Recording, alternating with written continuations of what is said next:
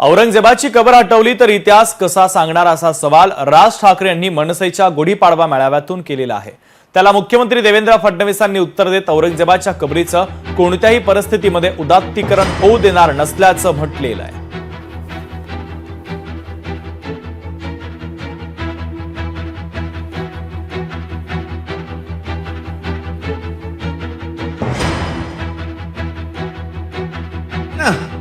जी सजवलेली काढून टाका, कबर नुसती दिसली पाहिजे आणि तिथे एक मोठा बोर्ड लावा, आम्हा मराठ्यांना संपवायला आलेला औरंगजेब इथे आम्ही गाडला गेला।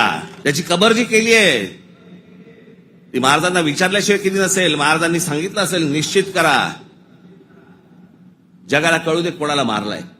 आपण ज्या मराठ्यांनी महाराष्ट्राने ज्यांना ज्यांना गाडले त्यांची प्रतीक नेस्तनाबूत करून चालणार नाही, ती जगाला दाखवली पाहिजेत आम्ही यांना गाडलंय।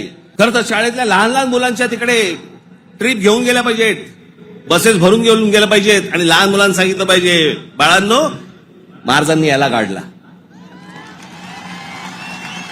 हा आपल्यावर आला होता, हा आपल्या धर्मावर उलटला होता, हा आमची मंदिरं पाडत होता, हा आमच्या बहिणीची आबरू लुटत होता, याला आम्ही गाडला। आमची भूमिका अतिशय स्पष्ट आहे की ही जी काही कबर त्या ठिकाणी आहे ही ASI ची प्रोटेक्टेड कबर आहे। त्यामुळे आम्हाला औरंगजेब आवडो का न आवडो, कायद्याने 50, 60, 100 वर्षापूर्वी त्याला त्या काळामध्ये 60 वर्षापूर्वी प्रोटेक्शन मिळालेलं आहे आणि म्हणून त्या ठिकाणी जे काही कायदा आहे त्या कायद्याचं पालन करणं ही आमची जबाबदारी आहे। हे मात्र निश्चित आहे कुठल्याही परिस्थितीमध्ये औरंगजेबाच्या कबरीचं उदात्तीकरण, ग्लोरिफिकेशन आम्ही होऊ देणार नाही। लोकशाही मराठी ऐका, पहा, जागरूक रहा।